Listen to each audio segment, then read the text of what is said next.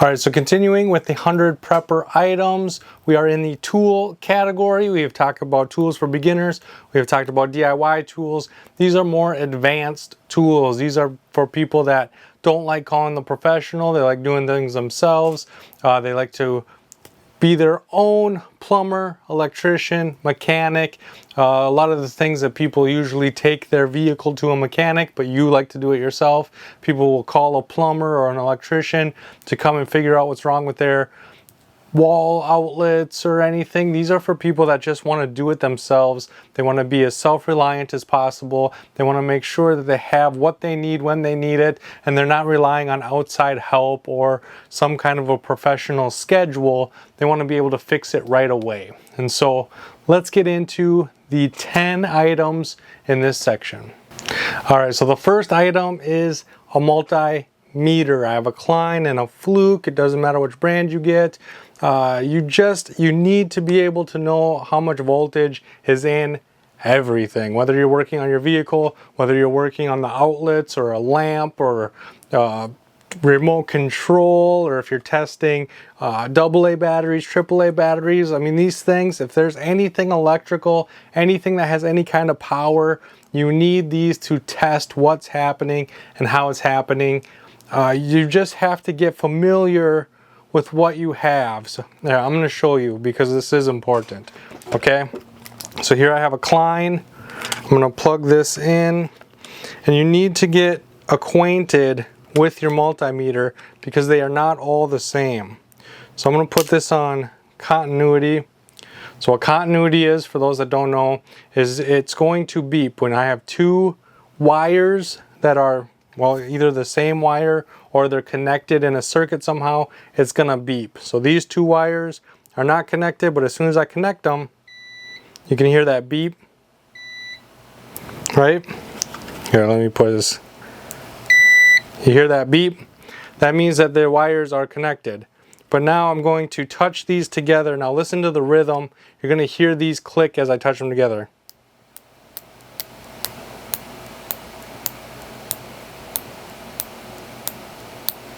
Okay, did you hear me touching these together and nothing happening? All right, that's important. Okay, so now I'm going to take this Fluke and I'm going to plug this in. I'm going to put it on continuity. I'm going to touch them together and it's going to beep. Can you hear the beep? All right, so now listen to me clicking these things.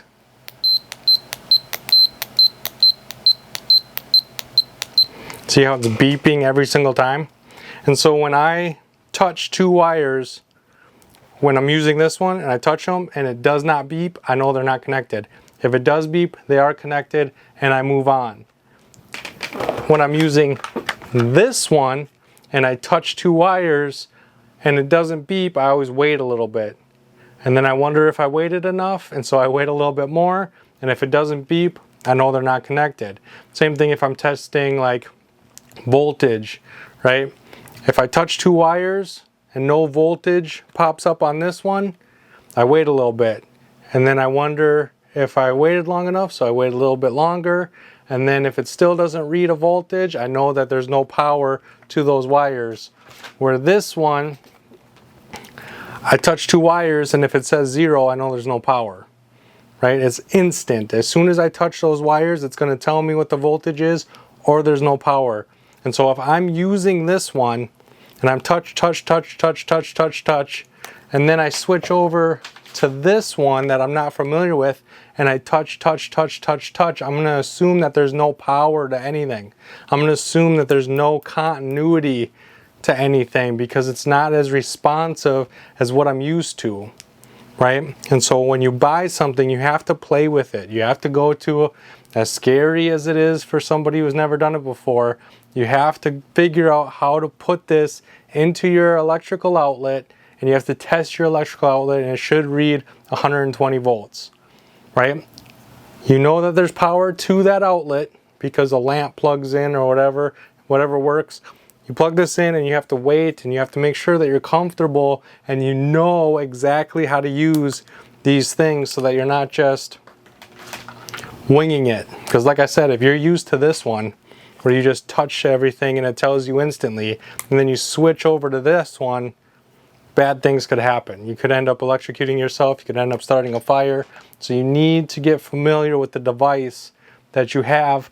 And I suggest that when you do buy one, just use this one, right? Don't be, here, hand me yours and I'll hand you mine, and you know, we're working together, so we're going to trade and we're going to share tools. I'm all for sharing tools, but when it comes to the multimeter, stick with your own so that you know what to expect. You know how to use it. You know what the wait times are. You know, it's important.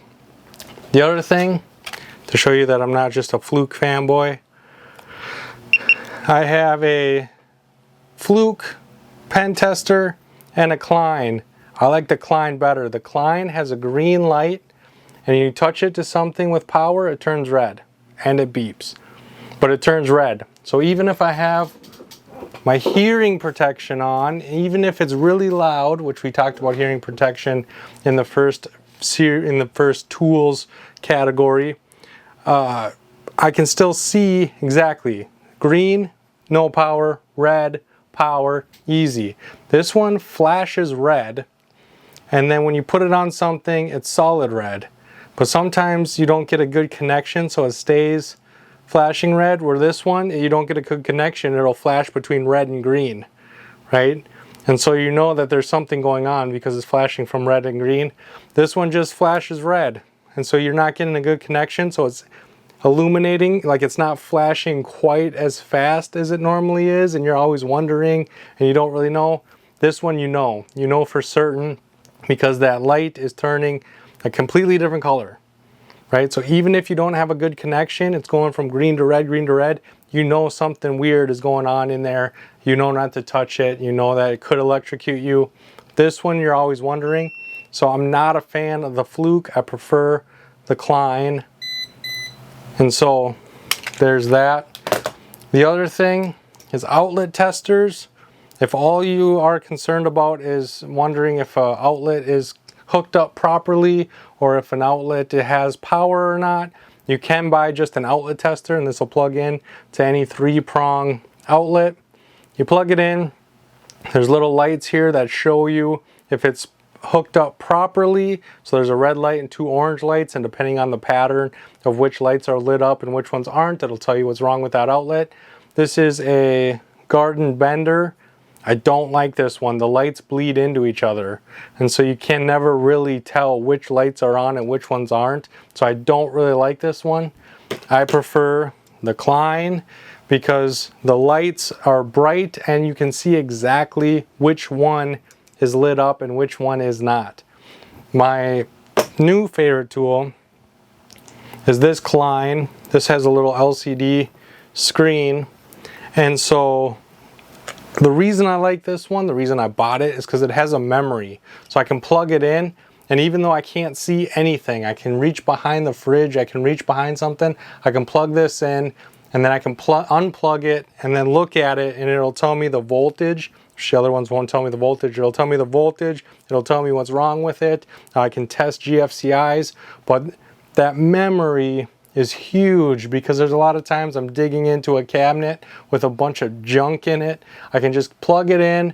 I don't have to see anything. I just plug it in, unplug it, and then I can read what's going on with it. So I really like this one. It makes my life a lot easier, especially when I'm dealing with a furnished house that's packed full of stuff, because we have accumulated a lot, at least 100 things if you're watching these videos.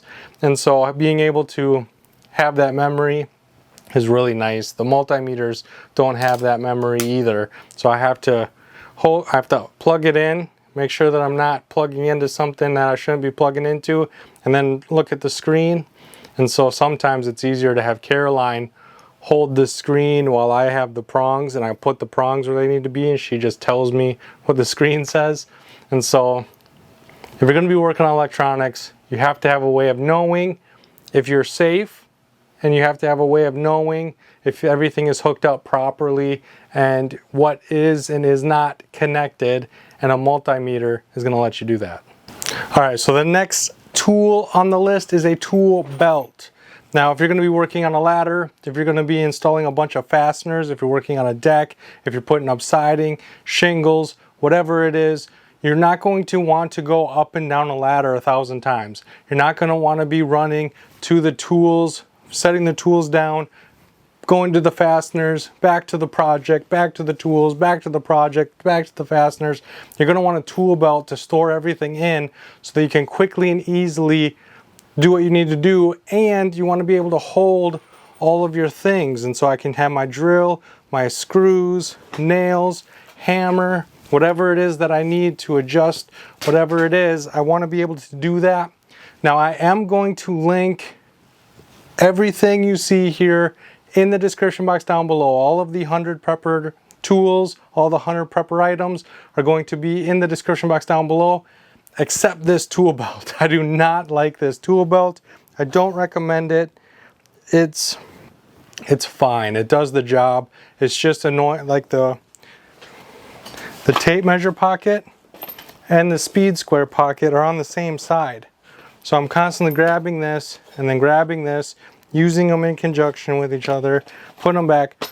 They should be on opposite sides. My tape measure should be here and my speed square should be here so that I can grab them at the same time, right? I do like that the tape measure and the pencil are on opposite sides, but I don't. The other thing is the pockets are, there's no bottom. They're just stitched flat and then curled out. So even if something fits in the top, it doesn't fit in the bottom. So it doesn't securely go all the way in. It's always sticking out.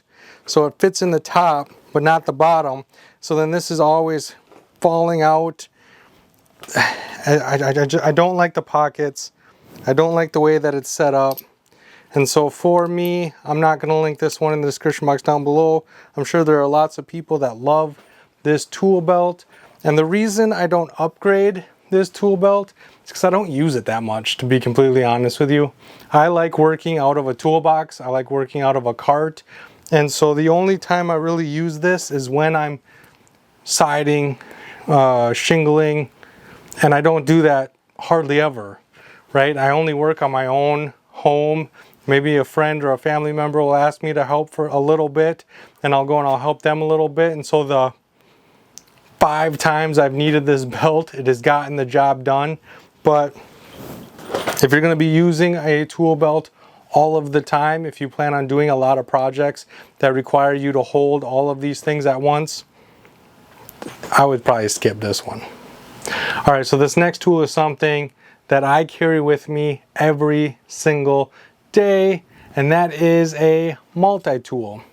And my multi-tool of choice is the Leatherman Wave. I've had this thing for a long time. It still works the same today as it did the day I bought it. The only thing that's a little different about it is the file. The fine side of the file is a little bit worn off. It's a lot more fine now than it was when I bought it, but I kind of like it that way because I'll use it to sharpen different things. If I have a knife or something, I'll use that fine side to kind of touch it up a little bit. And so this right here is never the right tool for the job, but when all you need is something, this is always that something. It's better to have this than nothing at all. It's better to have this pliers to undo a nut than try to undo it with your fingers, or try to figure out some other way using your shirt to grab onto it so that you don't slip or that you don't hurt your fingers. Being able to grab hot things with this rather than your hands, again with your shirt. There's so many things. Being able to cut wires, being able to cut bale wire, being able to cut different things with that cutter right there. Not bale wire, not the thick bale wire, but you know, that thin wire that's in packaging sometimes. You can cut that with this. Sometimes things will be wrapped in that thin wire and you can cut it with this. You can cut bale wire with this, but sometimes it'll get stuck and then the handles won't work proper. But it's never the right tool for the job, but it will always get the job done. And when you just need a tool to get the job done, even the eyeglass screwdriver, right? Whether you have to tighten somebody's reading glasses, prescription glasses, sunglasses, tightening the little screw so that that screw goes missing, you can't use those glasses. And there's a lot of people that are completely blind without their glasses. So having this little screwdriver alone can save you a ton of headaches, save you a ton of frustration. It's just one of those things where it's a jack of all trades, master of none. And you can't carry an entire toolbox with you with all of the tools, but you can carry a multi-tool in your pocket. And this is with me all the time, and I'm always glad I have it with me. All right, so the next tool on the list is a tire inflator. Now I have a DeWalt. You can have whatever you want. You can even get a small little air compressor. Just make sure it's powerful enough to inflate tires. I use this thing for everything. I use this for vehicle tires, bicycle tires, lawnmower tires. This thing is awesome. I like it a lot. The reason I like it so much is because it's so easy to use. It's hands-free, and so you just screw this onto the stem, and then you set the pressure to whatever your desire is. You push the go button. It inflates. As soon as it reaches the set PSI, it stops. And so you don't have to think, you don't have to worry about overinflating, you don't have to worry about underinflating, you don't have to worry about anything. You just screw this on. The other thing is, because I screw this on and just forget about it, in the winter when your hands are cold and you lose dexterity, being able to thread this on and then put your hands in your pockets to stay warm is very, very convenient. Being able to crawl underneath your car to the spare tire and hook this up and then just push the go button and wait for it to shut off and then climb back under there and undo it means that your spare tire is properly inflated, because most people neglect their spare tire, right? Whether it's in your trunk or mounted underneath or even on the back end, you pay attention to the 4 tires that are on your vehicle, but the spare is always neglected. And the worst thing that could happen is you go to put your tire blows, you go to put your spare on, and your spare is flat, right? The whole point of the spare is that it can get you from point A to point B, while if your main tire blows, your spare tire is supposed to be your backup. Well, if your spare or your backup is flat, right, you're still stuck. You still don't have any way of getting to where you need to go. And so making sure that you're taking care of all of your tires, all 5 of them. I know a lot of new vehicles don't even have a spare tire anymore. They just expect you to call for help. But keep one in your trunk, keep one in the back of the truck, keep one on you so that in case of an emergency, you have that spare tire that you can utilize, and make sure that you're topping it off with a tire inflator. All right, so next up is a jumper pack. My favorite is the Gulu. This is the GP2000. I like it so much, I just recently bought another one. It's still in the packaging. But the reason I like this one so much is because it works. It works in the cold. It works every single time I've needed it. It has jumped my lawnmower. It has jumped my vehicles. Even when it's dead of winter, it's extremely cold, I can rely on this thing jump starting. I had a jump starter pack before that didn't work in the cold. If it was below freezing, it wouldn't work. This has always worked, and so that's why I bought another one, because I don't ever want to be without it. So for those of you that don't know, this hooks up into here, and alright, so this hooks up into here, and now you have jumper cables that can jump start a vehicle. So this hooks up to your car battery, your vehicle battery, and then you start it, and it's wonderful. I suggest this more than jumper cables. I do carry jumper cables. I have jumper cables on me just in case, because this is a battery. This can be dead, right? Where your jumper cables, as long as one of the vehicles is running, they're always going to work. But this is better because, like Caroline's vehicle, it's all computers. Newer vehicles are all run off computers, and jump starting them or jump starting somebody else with that vehicle can fry that computer and fry your vehicle. Caroline, bless her, jump started a coworker. They were leaving for work. The coworker battery was dead, so she used her car, their jumper cables, and she jump started their vehicle and fried her car. Caroline fried her car. Every single light on her dash came up. There was 258 trouble codes. Like, just by jump starting the other vehicle, it really messed up her car. Luckily, it still ran, it still drive, it still operated really well, but it was kind of a headache going through. I had to go through and I had to recalibrate a bunch of stuff. It was a process. But a jumper pack, if she would have had this in her trunk, she could have let them borrow it. They could have jumped their vehicle and her vehicle would have been perfectly fine. Or if the other person's vehicle had the same computer issues as her, they could have damaged both vehicles in the process of jumping, where this will not damage the computer because it's not fighting an alternating current, right? You're not skipping the alternating current. I'm not exactly sure how that works, but I know it kind of makes sense in my brain. This won't do that. This was very simple, very easy. It's DC current, so it's not going to mess up your computer. It's not going to mess up anything on your vehicle. You can jump start dang near anything with this, and I highly recommend everyone have it, because between your tires and your battery, those are the things that you're going to maintain the most. And so if you keep them inflated, you keep your battery healthy, you should have no problems for a long time.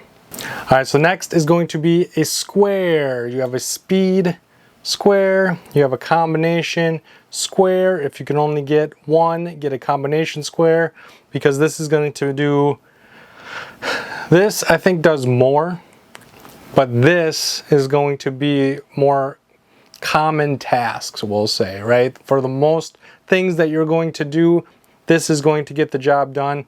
When it comes to like angles and roof pitches and different things, most people aren't going to be doing that. And if they do it, it's going to be like once, right? You're going to put a new roof on your home and you're going to need those pitches and you're going to need to have all these angles and everything. But once the roof is done, those features kind of aren't needed anymore. But every single thing you work on, everything has to be square, it has to be plumb, it has to be level. And being able to quickly square things up, accurately square things up, being able to set depths so that you know how deep things are, how precision is key. If you want something to last a very long time, the more precise you are, the longer it's going to last. Okay, there's only two things that really matter when it comes to longevity. Number one is quality of materials, and number two is precision. The better quality of the materials, the longer it's going to last. The more precise you are when putting those materials together, the longer it's going to last. You can have the best materials in the world, but if it's put together poorly, it's not going to last.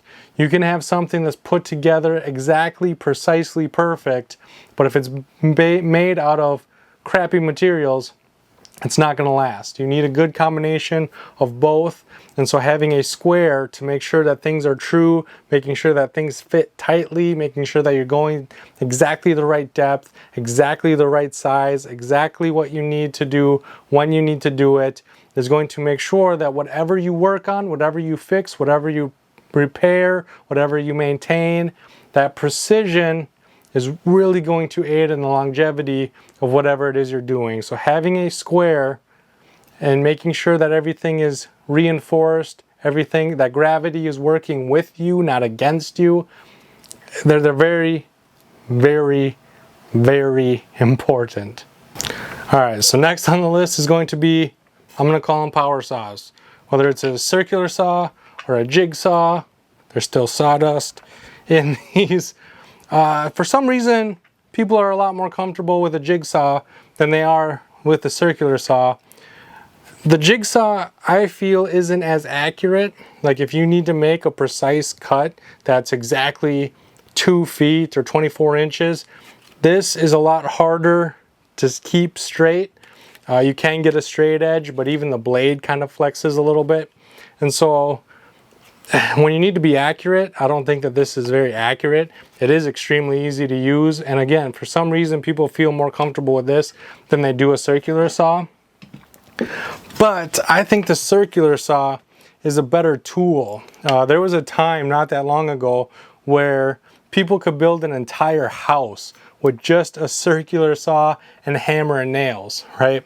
Being able to cut things, rip and cross cut with a circular saw, they were able to build entire houses that are still standing today, right? It's a very versatile tool. It can accomplish a lot of things in a very quick amount of time. For some reason, people are scared of it. I'm going to leave a link in the description box down below to The Honest Carpenter. He's going to talk about how to use this thing safely. He's going to talk about mistakes that people make with this.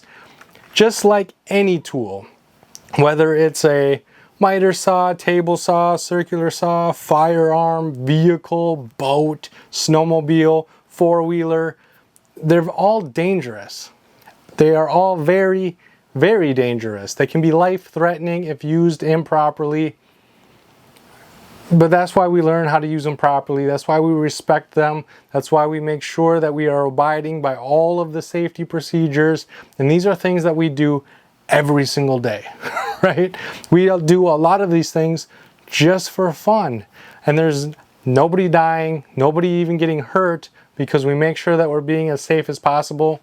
And if you learn how to use these tools, just like you learned how to use everything else, they are very safe, they are very easy to use, and you just got to respect the tool, and you can build amazing things with just these two saws and drill.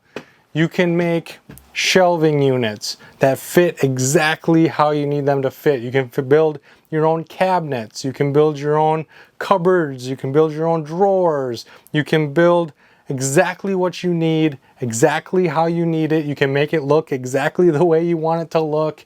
And so not only do these things help you fix, maintain, and repair things, they help you build things from scratch that fill a hole that only you could fill, right? Building something with your own two hands means that it's exactly what it needs to be. And there's something about that that just, it makes life easier, it makes life more efficient, it makes life better when you can just make what you need when you need it. And these saws help you do that. All right, so there comes a time when you're working on your own vehicle where you want to step up from tire changes, changing your own oil, and you want to do more of what the mechanics do, right? You want to get into swapping out parts. You want to be more of a professional mechanic so that you do not have to pay the professional. You can do more and more yourself. And as I mentioned earlier, as computers keep getting integrated into these vehicles, you need to have some sort of a scan tool to take care of all of that. So like I said with Caroline's vehicle, when all those engine lights came on and all those lights came on, I needed to use this tool. I had to recalibrate her brake lights. I had her brake pedal sensor, the positioning sensor. I had to recalibrate that. I had to recalibrate a whole bunch of things. And I was able to do so because of this tool right here. This is a bi-directional OBD2 scan tool. So it not only can I read what's happening, but I can also control the vehicle from this right here. And so with this tool, I can do a lot. This is an Ansel V6, and it can do a ton. If you're not going to go all in like I have, I hardly ever even talk to a mechanic. I usually just use this tool to diagnose what the problem is, and then I buy whatever parts I need to replace, and I replace the parts. If you're not going to go in all the way, another option This is an Ansel as well. I really like Ansel, mostly because they have quality tools, right? They have quality tools that work really well, but I really like their customer service. There's been a lot of times where I have emailed them with a issue and they have gotten back to me the next day almost every single time. Or if I've had an issue with either of these tools, they'll do an update to fix them, and it's only like 2-3 days later the update's ready to go. I can update the tool and then it goes back to working exactly the way I needed it to work. And so I really like their customer service. I really like the quality of their materials. They have no clue who I am, none whatsoever, but the fact that they have no clue who I am, they don't know I have a YouTube channel, they don't know anything about me, and they still are giving me that customer service, it really means a lot to me anyway. But this one is a scan tool as well. This is going to give you live data. This is going to let you read the check engine, the transmission, the airbag, the ABS. If there's a light on in your vehicle, whether the ABS light comes on, the transmission light, your little airbag light comes on, this is going to read those codes and tell you what the computer, why the computer is putting those lights on. This is not bi-directional though. So even though you can see everything that's happening, you cannot control the vehicle with this tool. You can only read what's happening, and then you have to go in and figure out, this isn't going to recalibrate anything, this isn't going to do a lot of that, it's just going to give you the information. And so this is awesome as well. It runs off of the car battery, so you just plug this into the OBD2 port. It'll give you all the information you need to all the information that you need so that you can replace parts. This is kind of all a normal person needs. I like having the big scan tool because I like going into the individual modules and recalibrating, and so there was a lot, like instead of replacing the brake pedal switch, I could recalibrate it, which saved me money. Instead of replacing a lot of these things, which I would have had to replace, these sensors, I could recalibrate them, or I could reset them with my bigger scan tool, which you can't do with this. And so I was able to save a lot more money with that. With this tool, you're going to end up replacing more parts, but you're spending less on the tool. So they kind of balance each other out. It's, do you want to spend a bunch of money up front on one of these, or do you want to spend a little bit by bit? And well, if you spend a bunch of money and there's nothing wrong with your car, you wasted a bunch of money. If you spend a little bit of money and there's a bunch of stuff wrong with your car, you're going to spend more over time. So it depends. If you have a very reliable vehicle, this is probably all you need because you're not going to have to replace a bunch of parts. If you're buying used vehicles, like we only buy, my newest vehicle is a 2008. I have a 2002, 2008, a 2005, and a 1995. Boom. Neither one of these work with the 95. But if you're buying old vehicles that are used over 200,000 miles, this is going to help keep those things going. This one is also going to help keep those things going, but you're going to have to buy more parts. So that's the best I can do for you on that one. The other thing that it does is it keeps people honest. If I hook this up and it says that there's a misfire on cylinder 4, and I bring it to the mechanic and I say, hey, there's a misfire on cylinder 4, and they tell me that they fix it, and I get it back and I plug this in and it still has a misfire on cylinder 4, they did not fix the problem, right? So now I can go, hey, it has the same problem, you said you fixed it, you clearly didn't, what's going on? Right?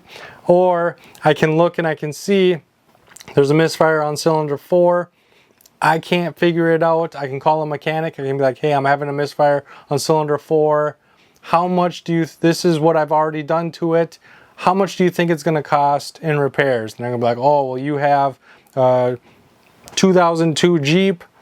Usually what causes a misfire on cylinder 4 is a bad coil. That coil's going to cost me however much money to replace, and so if that's the problem, it's going to cost this much money. If it's a bigger problem, it can cost you up to You know, it could be $100 for this one and $600 for that one. Well, now I understand that it's going to cost me about $600. Is that the amount of money I want to spend on that vehicle, right? And so by having the information, you are able to kind of make your own decisions. You're able to keep people honest. You're able to make decisions that, you know, I've had a misfire on cylinder 4. I brought it to this mechanic. It's still having the same issues. Maybe I need to go to a different mechanic. I can't fix it myself. I need to pay a mechanic. Maybe I'm going to call around to multiple mechanics to see who can do it the cheapest. Maybe I'll call around so that I can see how much it's going to cost me and determine whether I want to keep that vehicle or if I want to scrap it. It's just having the information allows you to make much better decisions moving forward. And that's exactly what these tools do, is they give you the information so that you can move forward in the best way possible. Alright, so the next tool I'm not going to drag in here, but it's a shop vac or a wet dry vac, whatever you want to call it. And when people usually think of a shop vac, they think of dust collection. They think of hooking it up to a table saw, a miter saw. They think of sucking up the sawdust and debris. When I think of a wet dry vac, I focus more on the wet, right? If there's water in the basement, I'm able to use that shop vac or the wet dry vac to suck up that water and remove it from the basement. I'm able to, if something is flooding, if there's issues with the sink or the toilet, I'm able to use the shop vac to remove all of the water out of the toilet so that I can remove the toilet and replace it or fix the seals. I can get water out of the sinks so that I can take apart the P-trap and get in there and clean that out, or I can run a snake into whatever I want to run the snake into. The wet part of a shop vac is probably the most important part, but it's the one that no one really thinks about. You know, they think about using it in a woodworking situation. They think about using it to clean up their shops and their, you know, different things. But to avoid water damage, getting the water out as quickly as possible, getting things dry as quickly as possible is very, very important. And with that wet vac, being able to suck up water means that you can avoid a lot of mold issues, mildew issues, water damage. And so when it comes to a prepper tools, a wet dry vac, I think, should be on the top of most people's list. I know a lot of people don't have space for a wet dry vac. If you live in an apartment or if you're renting, you don't really have access to, you don't have room to just store a wet dry vac, and so you just use a regular upright vacuum. But if you own a home, if you plan on taking care of things as soon as you can possibly take care of them, having a vacuum that can suck up water is very, very important, and it can save you a ton and ton and ton of money. All right, so the 10th and final tool, until we get into our bonus tool, I do have one bonus tool in this list. It's a sander. Now, again, I am not sponsored by DeWalt. DeWalt does not know I exist. The reason everything I own is DeWalt is because every single tool I own can be powered by this one battery. This one battery can power everything, meaning if I don't need the sand, if I need to use this circular saw and all I have left is this one battery, I can still use the circular saw. I can use my drill, I can use my impact, I can use my sander, I can use my router, I can use all of my tools with just this one battery. When you have multiple different platforms, so let's say I have Makita, Milwaukee, and DeWalt, and all of my DeWalt batteries are dead, 1/3 of my tools are now no longer available to me. Right? If I don't have a DeWalt battery, I don't have access to those tools. If my Makita batteries die, that's another 1/3 of my tools that I don't have access to because I don't have the battery to power them. By having all of my tools use the same battery means that as long as I have a charged battery, I have access to all of my tools, including the sander. Why do you need a sander? Well, it lets you take off a finish and refinish things, again, helping preserve them. It helps you sand things smooth. When you're making things yourself, sanding them smooth and finishing them prevents splintering. It prevents bad things from happening. And so you have to finish your tools. The other thing I've done with this is I've buffed out stuff with it. I've sharpened things with it. An axe head. There was an axe that we found.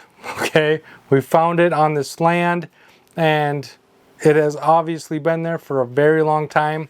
I took this, I sharpened the edge with it. It now can now split wood halfway decent because I use this to get all of the nasty stuff off of it. There's so many things you can do with an orbital sander. And so, again, it's one of those things where it's not going to help you fix, maintain, and repair, right? That's been my focus, is fix, maintain, and repair. When I think about advanced, when you're getting into the advanced, you're not going to hire professionals. You're also not going to go buy a IKEA shelf, right? You're going to go to the lumber yard, you're going to buy plywood, you're going to buy 2x4s, you're going to buy the materials that you need to fix your roof, to fix your siding, to fix things. Well, if you go to the lumber yard to buy things to fix, repair, and maintain, you can go to that same lumber yard and get things to build things yourself.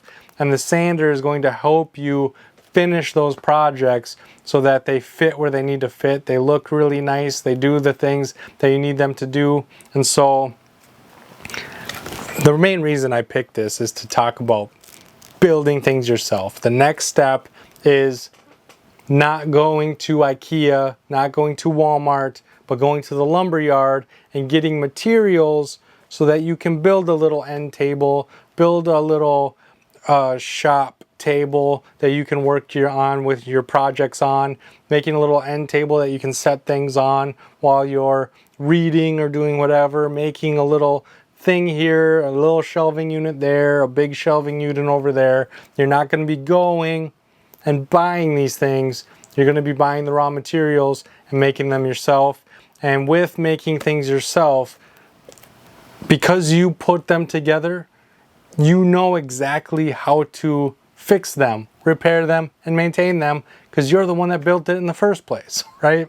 And so this is kind of just a tool that finishes all of those projects. All right, so the next tool, do you need it? No, so it's a bonus item. I use mine all of the time, and that is a dial caliper. I prefer the dial over the digital because I think it's more accurate, and I don't have to worry about a battery dying. I don't have to worry about replacing the battery. A lot of them take those little button batteries, and I don't want to have button batteries on hand. And so the reason I use this all of the time is just because it's easier to measure things with this than it is a tape measure or a combination square, because you can measure the depth, you can measure the step, you can measure the inside diameter, the outside diameter, and if I'm measuring anything round, this is what I use. When I have a drill bit that I don't know what size it is, this is what I use. When I have a screw and I need to know how long the screw is, I use the step to figure out how long it is to make sure it's going to fit in the hole that I have provided. If I have a hole that I need to fill, I can measure how big that hole is, and then I can make sure that I have something the diameter of that hole so I can plug it. I use this thing all the time. I use it all of the time, and I know that most people aren't going to need it. The other thing, when you have a digital caliper, it reads 0.015, right? With a dial caliper, 0.015, I can see if it's between the two lines. I can see if it's to the left of the line, the right of the line. I can see exactly where that measurement is. It's a little bit bigger. It's a little bit smaller than 0.015. I know exactly what is what because I can see where the dial is in comparison of what it's reading. With a digital, you got the number and that's it. You have no idea where it falls within that number, which a thousandth of an inch is far more accurate than most people need to be. But I like knowing, do I need to be a little bit bigger? Do I need to be a little bit smaller? Do I need to be, you know, if I make it exactly perfectly 0.015, it might not fit because it's going to be a little bit too big. And so I need to know that information for no other reason than my own OCD, I guess. But it helps me visualize. It helps me not have to rely on batteries. The dial, I think, is better than the digital, in my opinion. And with that, the lists are done. We have the beginner list, we have the DIY list, we have this advanced list. I promised that this week's video was going to be shorter than last week's video. I think I kept that promise. I went through this list pretty quickly, and I tried not to ramble on and say the same things over and over again for each item. And so hopefully you enjoyed this video. Make sure to like it if you enjoyed it. Make sure to subscribe if you want to learn more about the 100 prepper items. The list isn't over yet. I still got more to add to the list. I know it's well over 100 items, but it's very important that not only I show you what these items are, but that I kind of explain my thought process and kind of explain why I feel they're important. And I think people are getting more value out of hearing my explanations than they are getting out of me listing the tools themselves. And that's why I'm keeping going, and I keep making bonuses and different things, because I really want to share as much with you as I possibly can. So subscribe if you haven't already, and I cannot wait to see you on my next video.